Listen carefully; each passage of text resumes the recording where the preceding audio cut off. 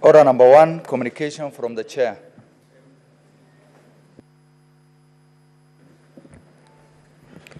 Now, Honorable Senators, this morning, at the commencement of the hearing for the removal from office by impeachment of His Excellency Rigathi Gachagua, the Deputy President of the Republic of Kenya, Legal Counsel for the Deputy President, Mr. Ndego Njiru, Learned Counsel, raised a preliminary objection on the legal representation for the National Assembly.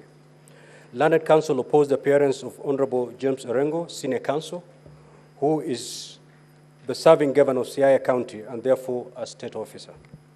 Learned Counsel submitted that the Honorable James Orengo is a full-time serving state officer, as per Article 260 of the Constitution, as read together with Section 26, subsection 2 of the Leadership and Integrity Act, which bars a full-time state officer from engaging in any other gainful employment.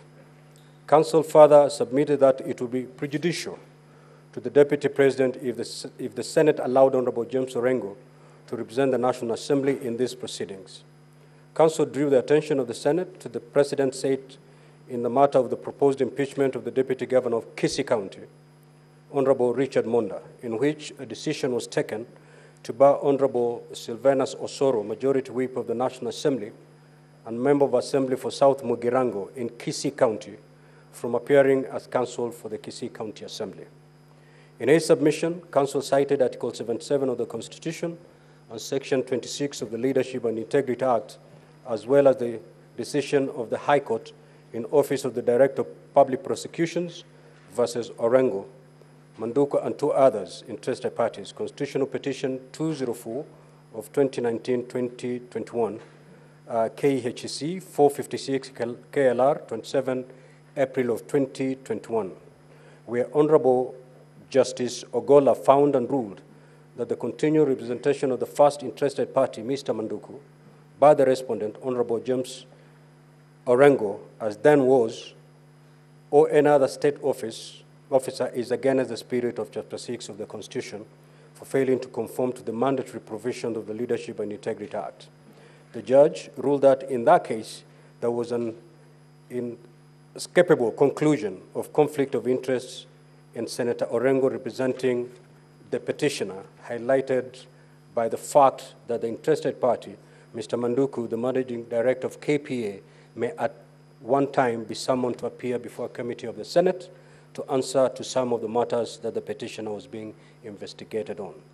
In response, Mr. Eric Gumbo, Learned Counsel for the National Assembly, submitted that Article 77 of the Constitution is the primary law that restricts activities of state officers, and it specifically prohibits a state officer from engaging in any other gainful employment. Counsel further relied on Section 26 of the Leadership and Integrity Act, which he submitted, has defined gainful employment, and in this matter, no evidence had been laid that the Honorable James Orengo was participating in gainful employment. Counsel referred the Senate to the decision of the High Court in Busia Election Petition number 3 of 2013, where the court interpreted Article 77 of the Constitution and Section 26 of the Leadership and Integrity Act 2012. Counsel also cited the decision of the court in the Mwilu case, which defined conflict as where one is confronted by two different interests, where one is competing with the other. Learned Counsel for the National Assembly submitted further that no prejudice has been demonstrated that would arise or be occasioned to the Deputy President by the participation of Honorable James Orengo in these proceedings. Learned Counsel for the National Assembly sought to distinguish the decision by Honorable Justice Ogola in the Office of the Director of Public Prosecution versus Orengo on the basis that this case turned on the fact that Honorable James Orengo was at that time a sitting senator before whom the matters in respect of which his client was charged could potentially come for adjudication in the Senate, and that no possibility exists into the current matter with Honorable James Orengo as the governor of Siaya County.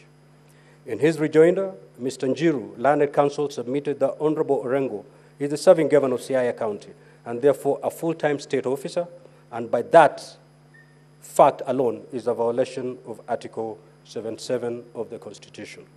Further, Mr. Njiru submitted that prejudice is not one of the applicable tests under Article 77 and Section 26 of the Leadership and Integrity Act, but that the only applicable test is whether or not Honorable Orengo is engaged in gainful employment.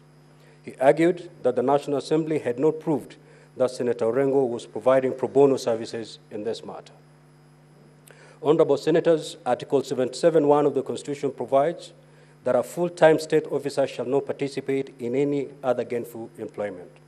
Further, Section 26 of the Leadership and Integrity Act provides that a full-time state officer shall not participate in any other gainful employment, while Section 26(2) defines gainful employment as work that a person can pursue and perform for money or other form of compensation or remuneration which is inherently incompatible with the responsibility of the state office or which results in the impairment of the judgment of the state officer in the execution of the function of the state office or results in conflict of interest in terms of Section 16.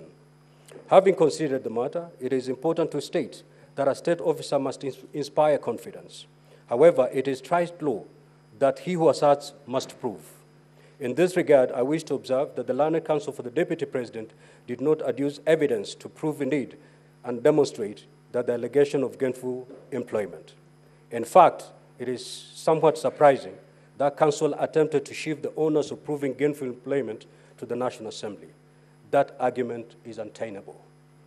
As to the ruling of the Senate, that barred Honorable Osoro from appearing for the County Assembly of Kisii in the impeachment proceeding of the Deputy Governor of Kisii County Government, it is clear that what was objectionable was that Honorable Osoro was not only a member of Parliament for a constituency in the same county whose Deputy Governor's impeachment was an issue, but also a high-ranking member of the leadership of the National Assembly, and by extension, of the same Parliament before which the impeachment was being undertaken. It was ruled that in these circumstances, it was clear that in the minds of the public, the fine distinctions of the bicameral Parliament would be lost, and their confidence in the impeachment process would entirely be undermined. In the same breath, as rightfully contended by Counsel for the Deputy President, it is true that in both Article 77 of the Constitution and Section 26 of the Leadership and Integrity Act, no test of prejudice is expressly provided for. It therefore follows that both the contention of the Counsel for the Deputy President that his side will be prejudiced by the appearance of Senior Counsel James Orengo and the rebuttal by the National Assembly that no prejudice will be occasions are moot. Honorable Senators, ladies and gentlemen, having analyzed the preliminary objection raised and for the reason I have given, the preliminary objection raised on the appearance for the National Assembly by Senior Counsel James Orengo is hereby dismissed. We will now hear the response on the second objection raised by the Counsel for the Deputy President. Counsel, you have 5 minutes to do that.